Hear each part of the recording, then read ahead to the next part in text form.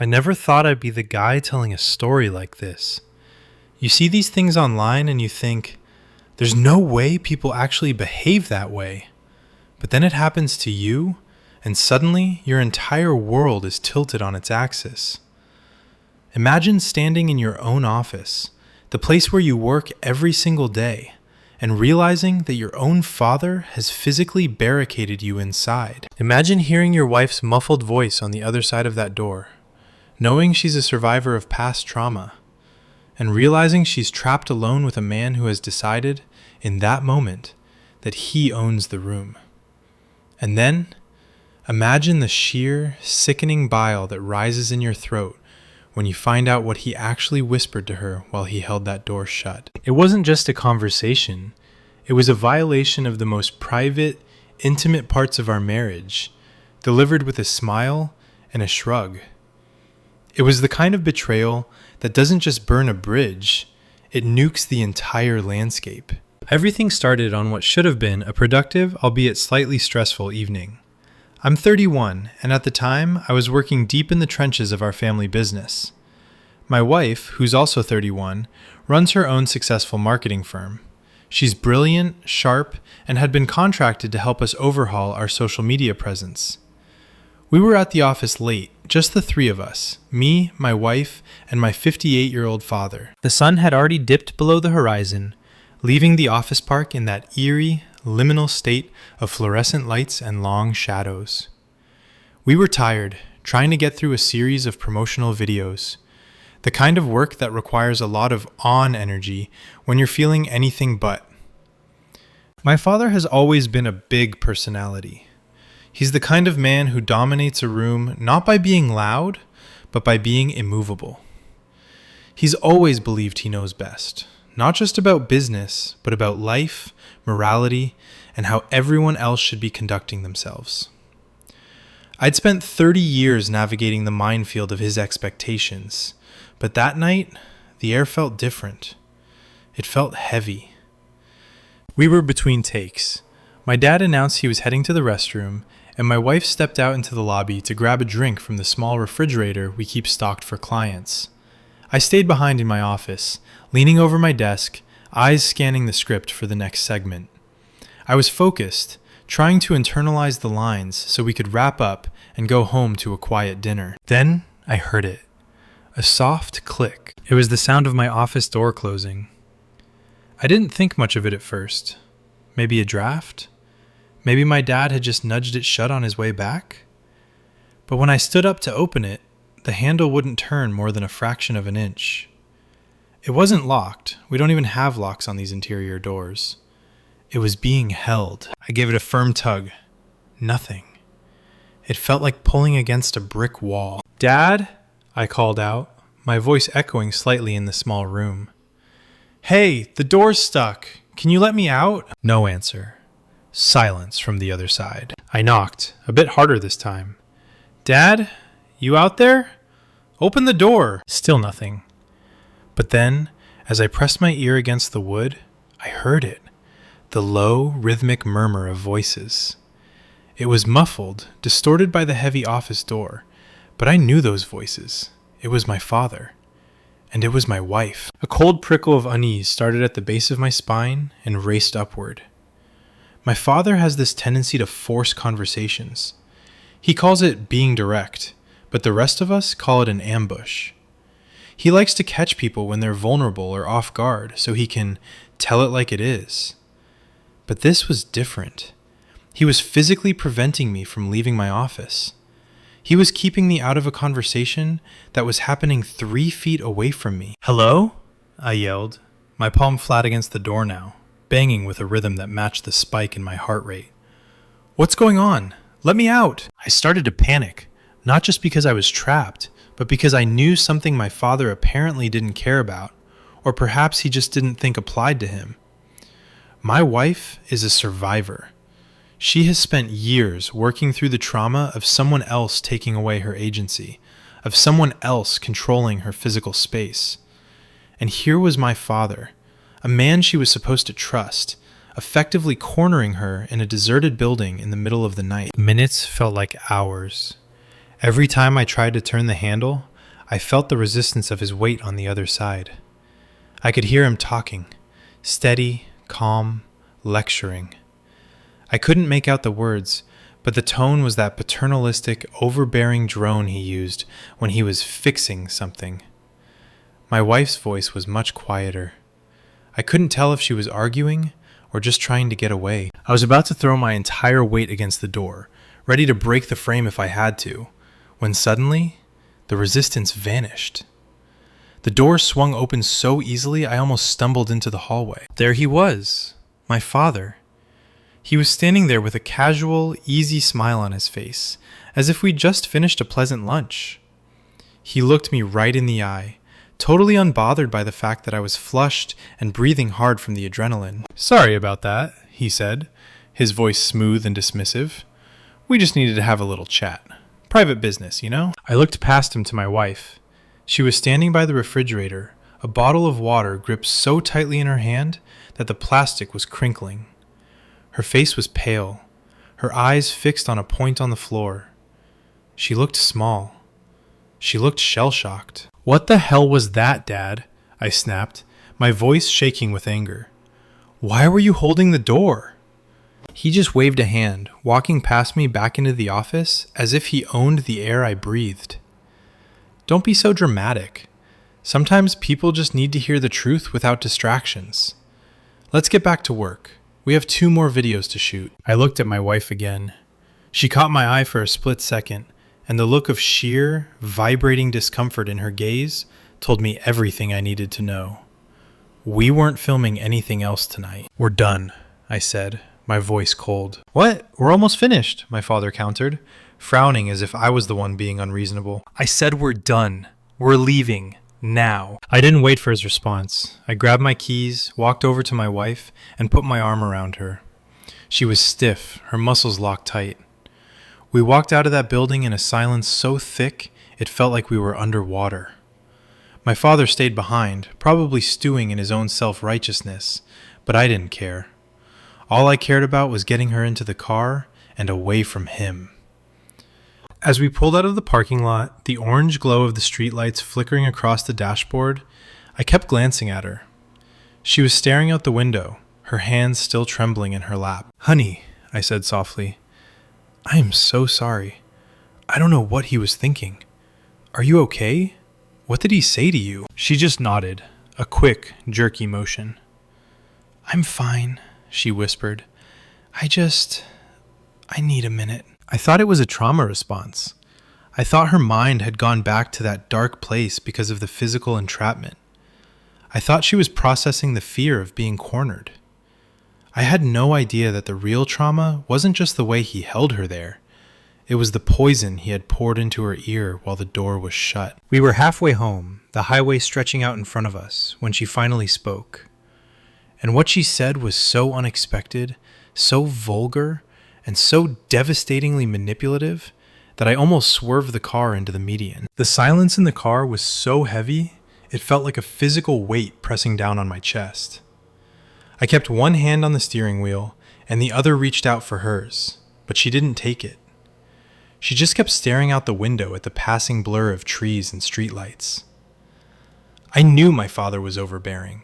I knew he was intrusive, but I thought I understood the boundaries of his madness. I was wrong. Finally, she turned her head toward me. Her eyes were red, and her voice was a flat, hollow whisper that chilled me to the bone. "He told me I was holding you back," she said. I frowned, confused. "Holding me back? From what? The business? You're the reason our marketing is actually working, honey. He knows that." She shook her head, a single, sharp movement. "No, not the business. He told me I was holding you back from your dream of fatherhood. He told me that you sit in that office and talk to him about how much you want a family, how much you want a son to carry on the name, and how I'm the one standing in the way." The air left my lungs. My dream of fatherhood? I was 31 years old. We had discussed kids, sure, but in that, maybe someday, let's see where the business goes kind of way. I had never, not once, sat down with my father and poured my heart out about some burning desire to be a dad. In fact, If anything, I'd expressed the opposite, that I wasn't sure if I ever wanted kids at all, especially considering how complicated my own relationship with my parents was. That's not true, I stammered. I've never told him anything like that. Ever. But she wasn't finished.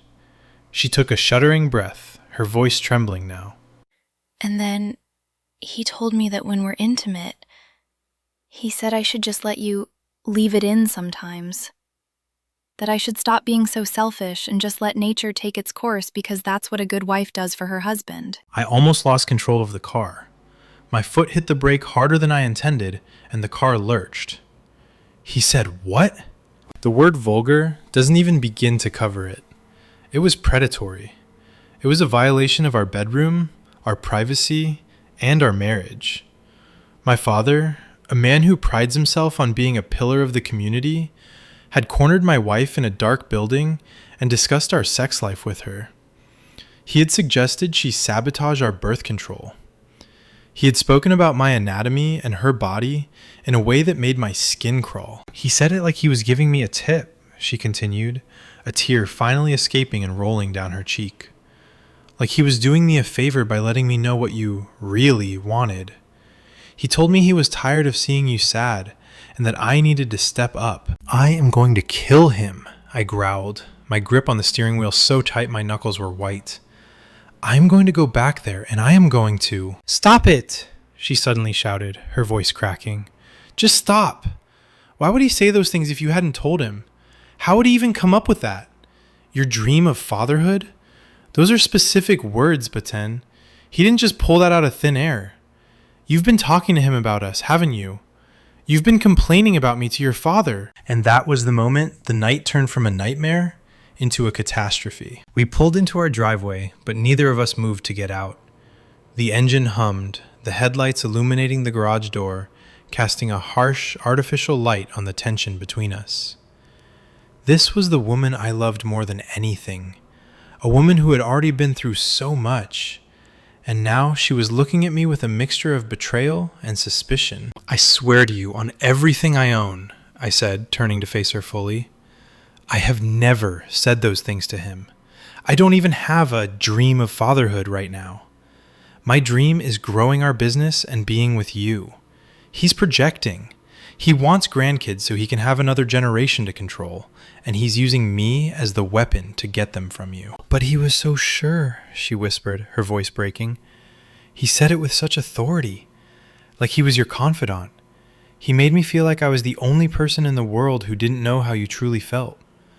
It made me feel like our entire marriage was a lie, like you were hiding this huge part of yourself from me and only sharing it with him." "That's exactly what he wanted," I cried out, frustrated. "Don't you see?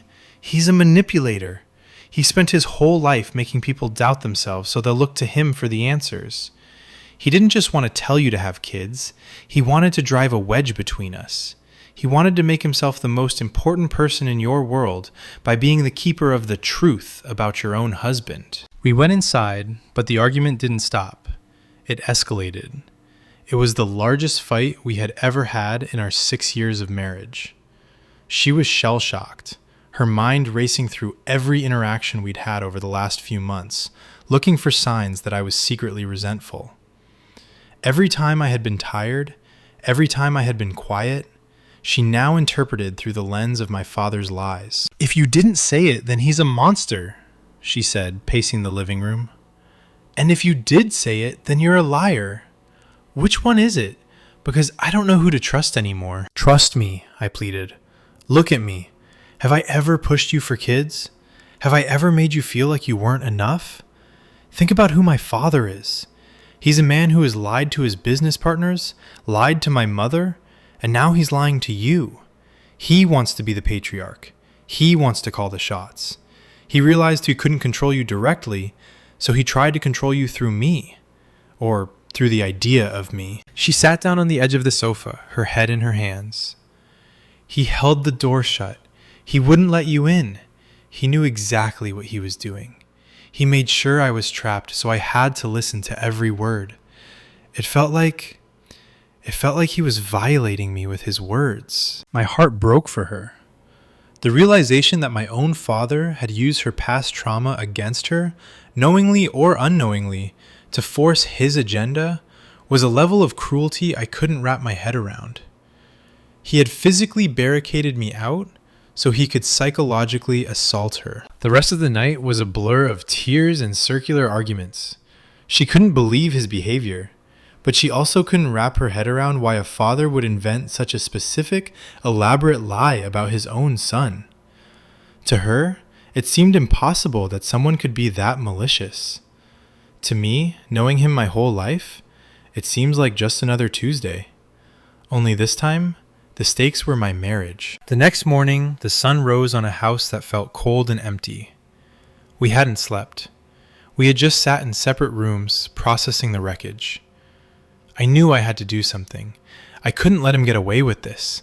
I couldn't let him believe for 1 second that his little chat had been successful. I picked up my phone and called him. He answered on the second ring, his voice cheerful, as if nothing had happened. "Morning, son. Ready to finish those videos today? I think we can really knock them out of the park if we..." "Don't," I interrupted, my voice flat and dangerous. "Don't you dare talk about work. I know what you said to her. I know every single word." There was a brief pause on the other end of the line. I expected a denial. I expected him to act confused. But that's not what happened. "Well," he said, his tone shifting into that familiar, condescending, father knows best register. "Someone had to say it. You're too soft, son. You're letting your life slip away because you're afraid to be a man and tell your wife what you need. I just did the heavy lifting for you. You should be thanking me." "Thanking you," I shouted. "You lied to her. You told her I have some dream I've never even spoken about. You talked to her about our intimacy. You held the door shut so I couldn't get to her. Do you have any idea what you've done?" "I just tell it like it is," he replied, completely unfazed. "If she's upset, it's because she knows I'm right. A woman's job is to provide a legacy. If you won't tell her, I will. I did nothing wrong. I'm sorry if I scared her a little with the door, but sometimes you have to command attention to get a point across." That was it. The final thread snapped. "You're done," I said. "We're done. Don't call me. Don't come to the office. Don't talk to my wife ever again. If you show up at our house, I'm calling the police." "Oh, don't be so dramatic," he scoffed. "You'll cool off. You need me for the business anyway." "Watch me," I said, and I hung up. But the damage was already done. The seeds of doubt had been planted in my wife's mind, and they were beginning to sprout. I looked at her across the kitchen, and for the first time in 6 years, I saw a wall between us that I didn't know how to tear down. The following days were some of the quietest and most agonizing of my life.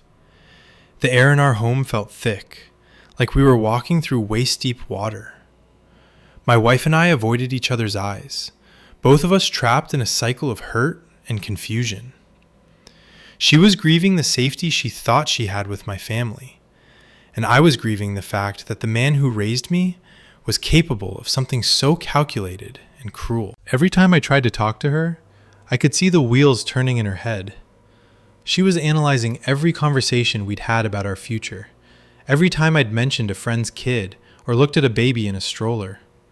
She was looking for proof that my father was telling the truth, that I was secretly resentful of her, that I was pining for a life she wasn't ready to give me. "I can't get his voice out of my head," she told me one night, sitting on the edge of the bed, her shoulders hunched. "He sounded so sure. He told me that you were suffering in silence. He told me that every time I said I wasn't ready, it was like a knife to your heart. How can someone just make that up? Why would a father lie about his own son's deepest feelings?" "Because he doesn't see me as a person," I said, my voice cracking. "He sees me as an extension of himself. To him, my deepest feelings are whatever he wants them to be. He wants a grandson. He wants to see his name carried on. And since I haven't given that to him, he's decided that the only possible reason is that you're stopping me. In his mind, I must want what he wants. So if it's not happening, it's your fault." It took a long, painful discussion the next day for the fog to finally start lifting. We sat down at the kitchen table, no distractions, no phones, and I laid it all out. I reminded her of the times my father had remembered things that never happened to suit his narrative in business meetings. I reminded her of how he used to tell my mother that her sisters were talking behind her back, just so she'd stop visiting them. Slowly, the pieces started to click into place for her. She realized that the very specific words he used weren't my words. They were his weapons. He had crafted a narrative designed to make her feel guilty, to make her feel like she was failing me, and to make her turn to him as the only person who could fix our marriage. It was a classic play from his handbook. Create a problem, isolate the victim, and then offer the solution. But even with that realization, the damage to our relationship with my parents was catastrophic. My father's only attempt at an apology was a text message a few days later that made my blood boil. "I'm sorry if I scared you with the door," it read. "But you know me, I just tell it like it is. I thought you'd want to know how your husband really feels. Family is important. Don't let your emotions get in the way of the big picture. No apology for the lies. No apology for the vulgar suggestions about our intimacy. Just a half-hearted, sorry you were scared, followed by more of the same manipulation." He wasn't sorry for what he did. He was only sorry that it hadn't worked the way he'd planned. At that point, we knew we couldn't keep going the way we were. We were working in the same building as them. Our lives were entwined with the family business, and every day felt like we were waiting for the next ambush.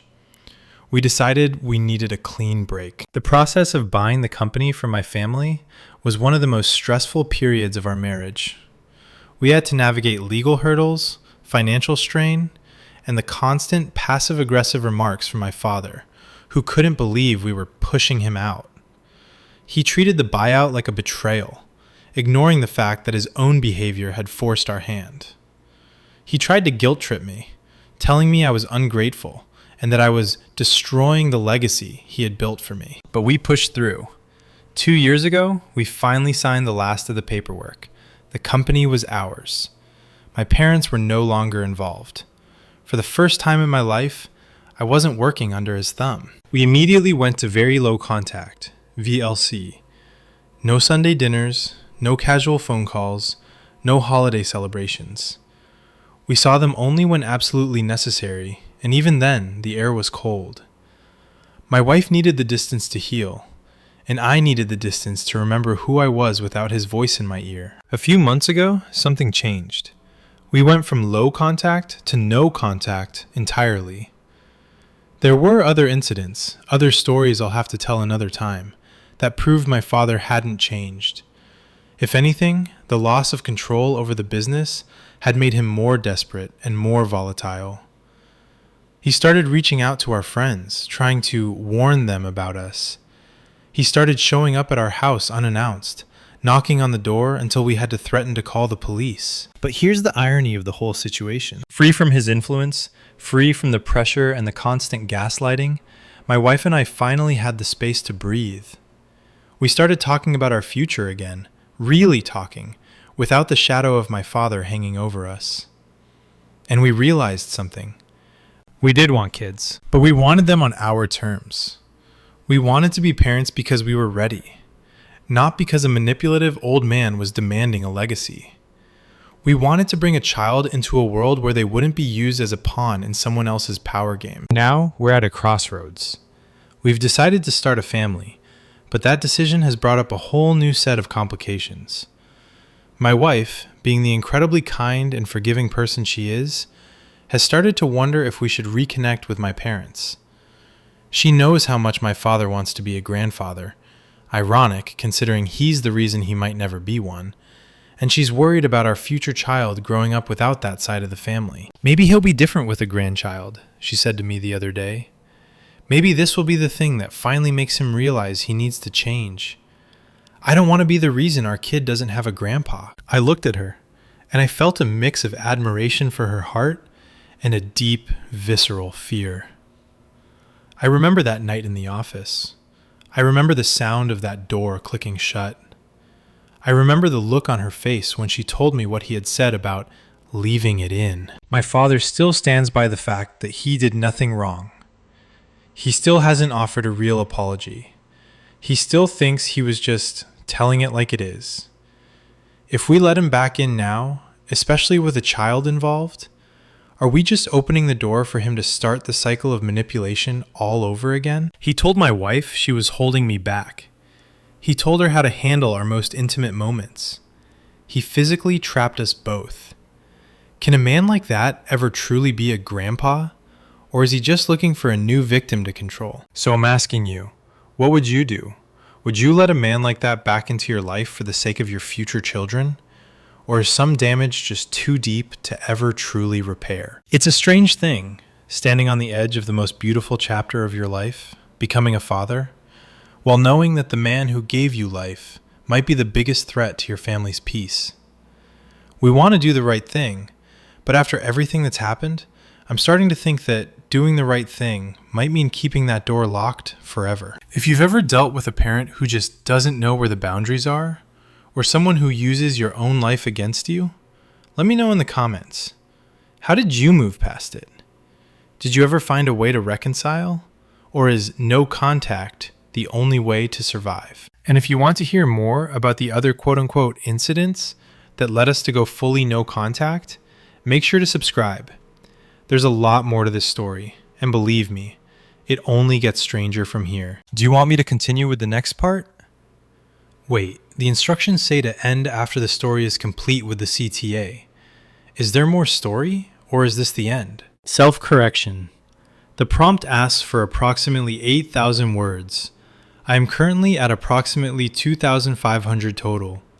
I need to continue expanding the narrative. The days following that phone call were a blur of professional obligation and personal agony. Because here was the thing. My wife's marketing firm was still under contract.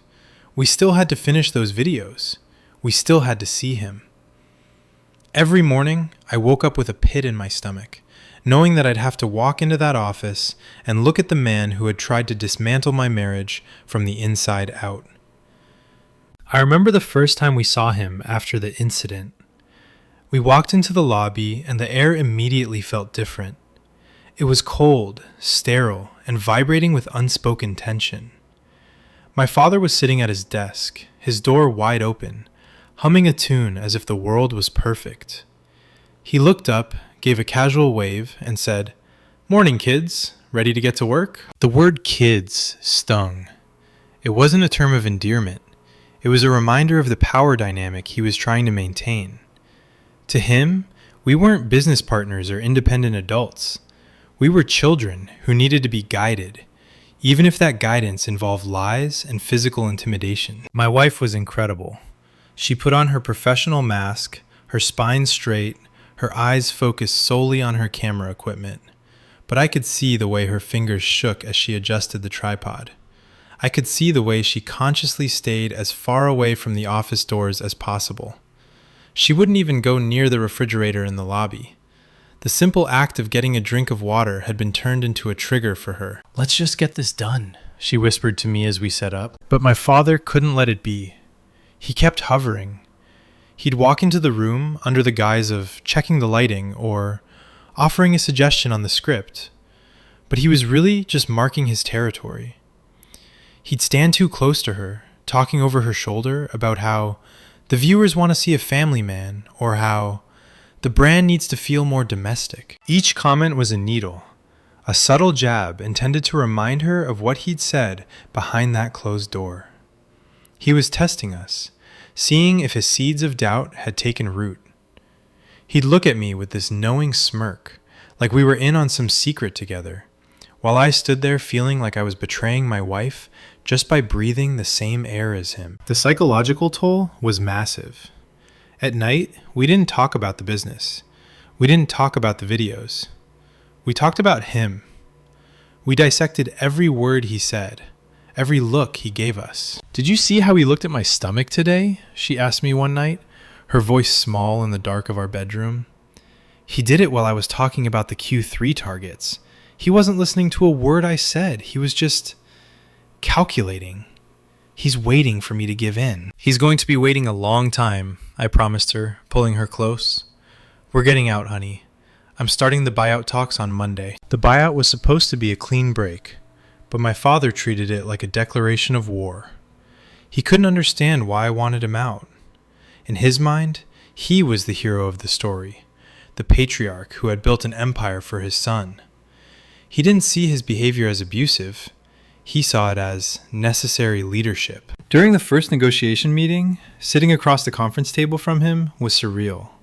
He had his lawyer there, but he kept ignoring the legal talk to address me directly. "Are you sure this is what you want, son?" he asked, leaning back in his leather chair, his eyes narrowed. "You really think you can handle this place without me? You've always been a bit hesitant. You need a steady hand. You need someone who knows the value of legacy." "I handle it fine, Dad," I said, my voice steady despite the adrenaline surging through me. "And as for legacy, my legacy isn't going to be built on fear. We want the company. We're offering a fair price. Let's just sign the papers." He laughed, a dry, hollow sound. "Is this her talking? Is your wife the one pushing for this?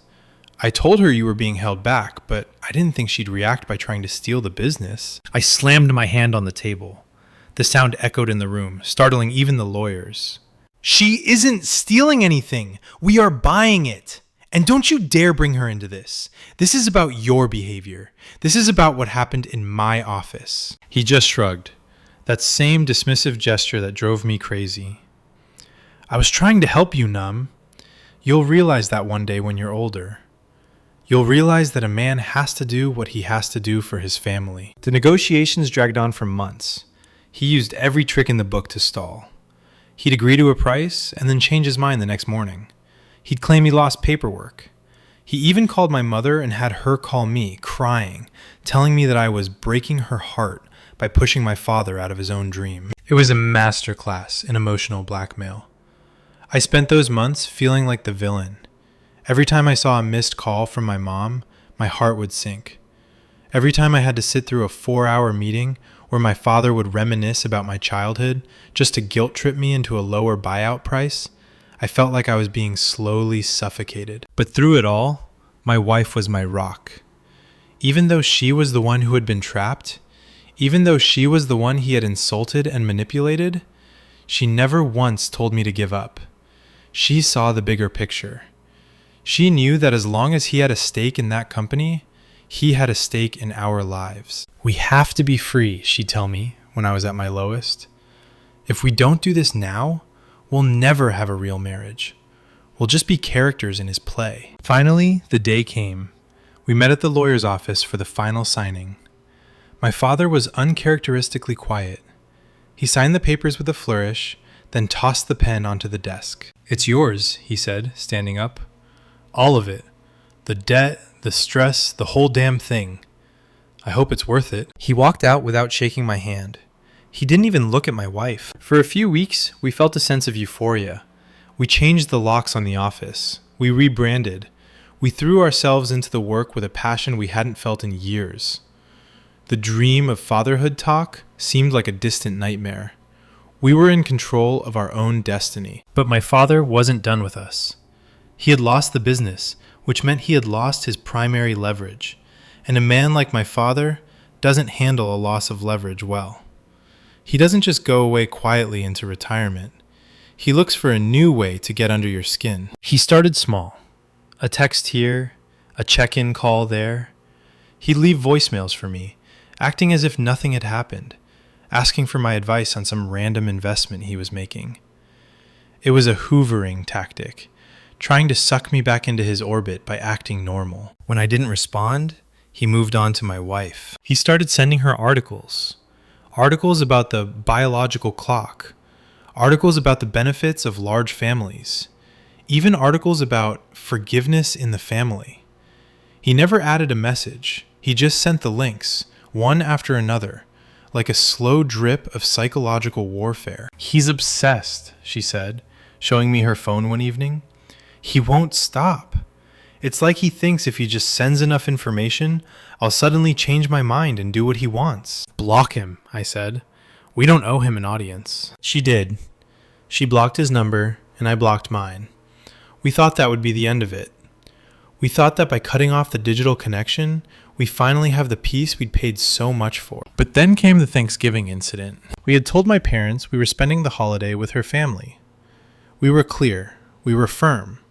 We wanted a drama-free day filled with laughter and too much turkey.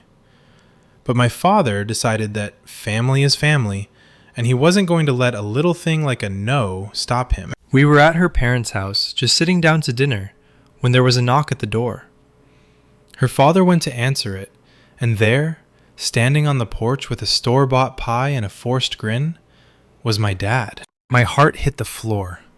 I looked at my wife, and I saw the color drain from her face. This was her safe space. This was the one place where he wasn't supposed to be able to reach her. "I thought I'd drop by," he announced, pushing his way into the foyer before anyone could stop him. "I knew you guys were here, and I figured, hey, life's too short for grudges, right?" The next 2 hours were some of the most uncomfortable of my life.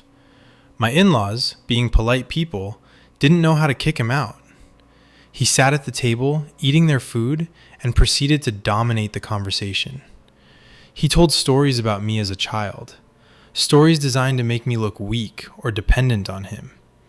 He made jokes about how quiet the house was and how it needed some little feet running around. Every word was a calculated strike. He was showing us that our boundaries didn't exist. He was showing us that he could find us anywhere. That night, after he finally left, my wife didn't cry. She didn't yell.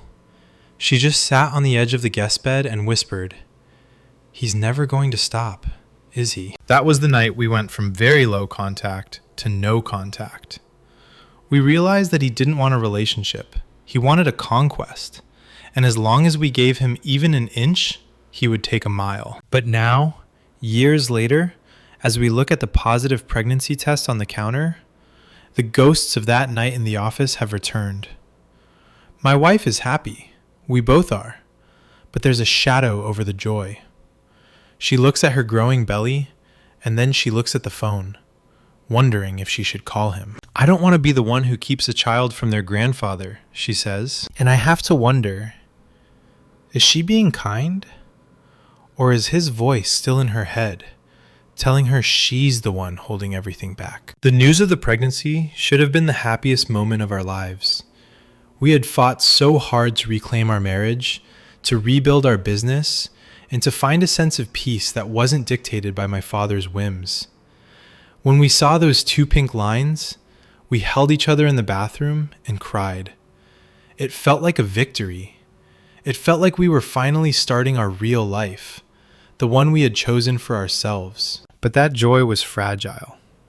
Within hours, the shadow of the past began to creep back in. "We can't tell them," I said, my voice barely a whisper as we sat on the floor of the bathroom.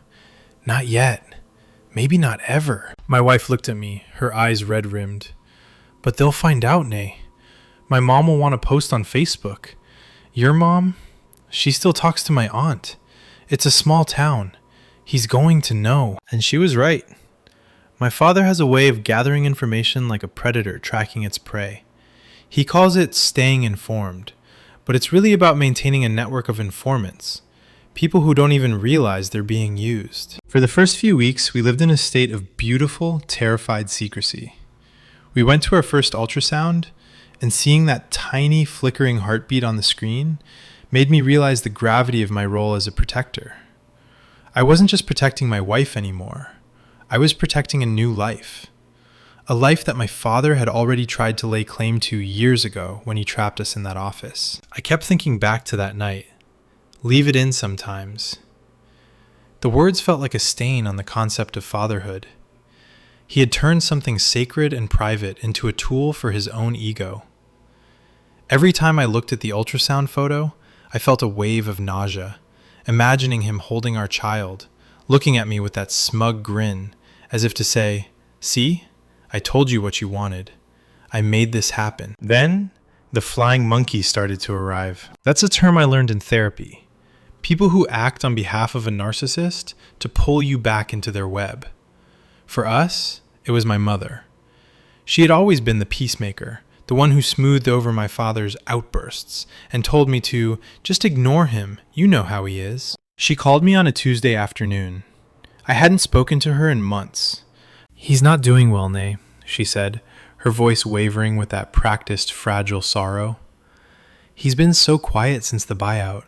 He sits in his chair and stares at the wall. He misses you. He misses his business. He just wants to know that his son doesn't hate him. I don't hate him, Mom, I said, rubbing my temples. I just can't have him in my life. You know what he did. You know what he said to... Oh, he was just being old-fashioned, she sighed. He's from a different generation. He didn't mean to be vulgar. He was just excited about the idea of a legacy. Can't you find it in your heart to forgive him? Especially now? My heart stopped. Especially now?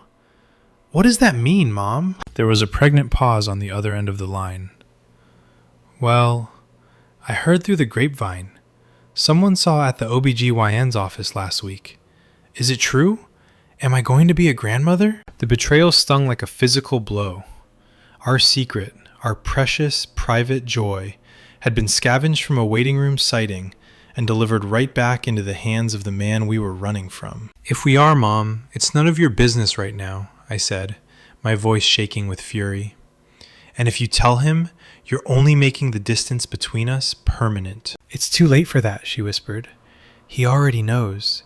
He's already started building the cradle. That night, the first package arrived. It was a massive box, left on our front porch without a card.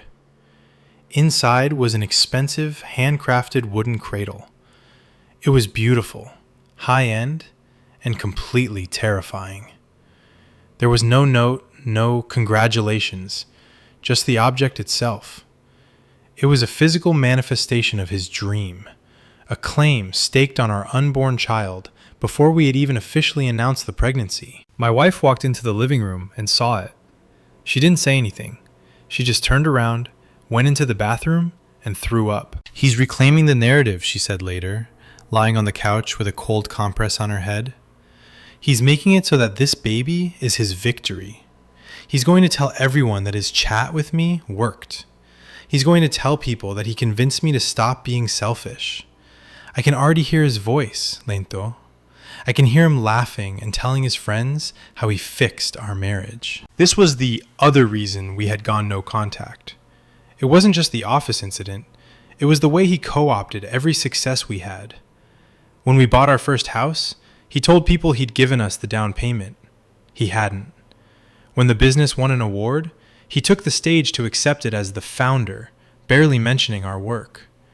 He was a thief of joy, a man who couldn't let anyone else have a win unless he could take credit for it. The gifts didn't stop. Every few days, a new package would appear. Baby clothes, toys, a car seat. Each one felt like a summons. Each one was a reminder that he was watching us, that he was still obsessed with the legacy he had tried to force upon us. But the worst part was the way it started to erode my wife's resolve. As her belly grew, so did her anxiety. She started having nightmares about being back in that office, the door clicking shut, the muffled sound of my voice on the other side. But along with the fear came a strange, misplaced sense of guilt. What if he has changed? She asked me one night. We were in the nursery, which we had painstakingly decorated to be a sanctuary, far away from the gifts he had sent, which were all rotting in the garage. What if the idea of a grandchild really is the thing that softens him? My mom says that grandfathers are different, that they don't feel the need to compete with their grandkids the way they do with their sons. He's not going to be a grandfather, honey, I said, my heart aching. He's going to be a puppet master. He'll use that baby to get to us. He'll tell that child lies about us.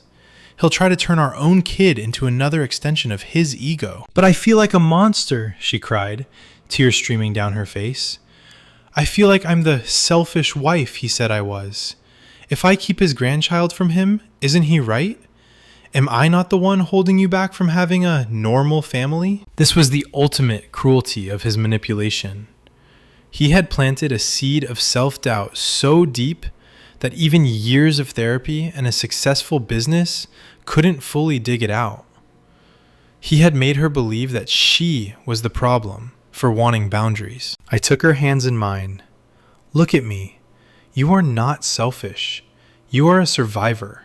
And as a survivor, your first job is to ensure that your child never has to survive what you did. Do you want our son or daughter to ever feel the way you felt when that door clicked shut? Do you want them to grow up thinking that love is something you use to control people? She shook her head, sobbing into my chest. No, I don't. Then we stay strong, I said. No contact isn't a punishment for him. It's a protection for us. But my father was about to raise the stakes. He wasn't content with just sending packages. He wanted a confrontation. He wanted his moment. And he knew exactly where we'd be for our 20-week anatomy scan. It's a specific kind of violation when someone uses your medical information to ambush you. We had been so careful, but somehow he found out the date and time. We were walking out of the clinic, still glowing from seeing the detailed images of our baby. It was a boy. And there he was. He was leaning against his car in the parking lot, wearing his best suit, looking like the picture of a proud, doting patriarch. There they are, he called out, his voice booming across the pavement, drawing the attention of other patients and staff. There's the future of the family. My wife froze. I felt her hand tighten on my arm until it hurt. The world narrowed down to the sound of my own pulse in my ears. He was walking toward us, his arms open as if he expected a hug, a wide, predatory smile on his face. I heard the news, he said, ignoring the look of pure terror on my wife's face. A boy, a namesake. I knew you had it in you, son. I knew all it took was a little encouragement. He reached out to pat my wife's stomach, and that was the moment something in me finally, irrevocably, snapped. I stepped between them before his hand could even get close. It wasn't a conscious decision. It was a primal reflex. For 31 years, I had been the good son. I had been the one to smooth things over, to take the hits, to swallow my pride so he wouldn't explode. But the moment his hand moved toward my wife, toward our son, that version of me died on the asphalt of that parking lot. Don't you touch her, I said. My voice wasn't loud. It was a low, vibrating growl that seemed to come from my boots. My father stopped mid-stride. His smile didn't vanish immediately. It wavered, flickering like a dying light bulb before settling into a mask of wounded confusion. Now, hold on a minute, son. I'm just trying to say hello to my grandson. There's no need for that kind of tone. You don't have a grandson, I said, stepping closer to him, forcing him to take a step back. You have a victim. You have people you've spent years trying to break. But you do not have a family here. I could see the people in the clinic parking lot slowing down, watching us. My father noticed them too. He's always been obsessed with his public image, the respected businessman persona. He tried to pivot, his voice getting louder, more theatrical, as if he were playing to the cheap seats. Is this what it's come to? After everything I've given you? I built that company for you. I gave you your career. And now you're going to stand here in public and keep me from my own flesh and blood? He looked around at the onlookers, his face twisting into a pained grimace. See? This is what happens when you let outsiders drive a wedge into a family. I warned him. I told her she was holding him back. And look at her now, hiding behind him like a coward. The word coward hit my wife like a physical blow. I felt her shudder against my back. But then, something happened that I didn't expect. She didn't shrink. She didn't hide. She stepped out from behind me. She was pale and her eyes were wet, but when she looked at my father, her gaze was like a laser. She had spent years in therapy processing her past, learning that her voice was hers and hers alone. And in that parking lot, she reclaimed it. I am not a coward, she said, her voice clear and ringing through the air. I am a mother, and a mother's first job is to keep predators away from her children. You trapped me in an office. You spoke to me about my body and my marriage in a way that was disgusting and wrong. You tried to make me doubt the man I love. You are not a grandfather. You are a man who doesn't understand the word no. And until you do, You are a stranger to us." My father was speechless. For the first time in his life, he didn't have a snappy comeback. He didn't have a "tell it like it is" pearl of wisdom. He just stood there, his mouth slightly open, looking at this woman he thought he had broken, realizing that he had no power over her. "Let's go," I said, taking her hand. We walked to the car. My father didn't follow us. He just stood by his luxury SUV, a solitary figure in an expensive suit, looking smaller than I had ever seen him. As we pulled out of the lot, I looked in the rearview mirror. He was still standing there, watching us leave, and for a split second, I felt a pang of guilt. That was my father. That was the man who taught me how to tie my shoes and how to read a balance sheet. But then I looked at my wife, who was breathing deeply, her hand protectively over her stomach.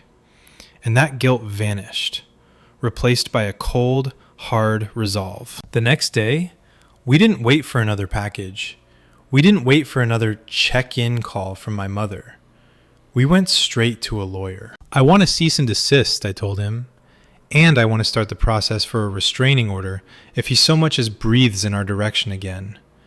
I want him to know that the family business is officially closed to him." The lawyer, a sharp woman who had seen plenty of family drama, nodded. "We can do that, but you have to understand, once we send this, there's no going back. This is the nuclear option. It will alienate the rest of your family. Are you prepared for that?" "My family is in this room," I said, looking at my wife. "Everyone else is just a person we used to know." Sending that letter felt like cutting an umbilical cord. It was a formal, legal declaration that the patriarch had no throne left to sit on. My mother called me, hysterical, saying that my father had collapsed after receiving it, a classic tactic of his whenever he loses a power struggle. But I didn't engage. I told her that if she wanted to be a part of our son's life, she had to stop being his messenger. She couldn't do it.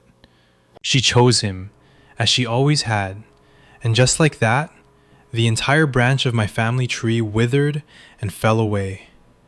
Peace followed. A strange, quiet, eerie kind of peace. Without the constant barrage of packages, text, and flying monkeys, our house started to feel like a home again. The nursery was no longer a place of anxiety. It was a sanctuary.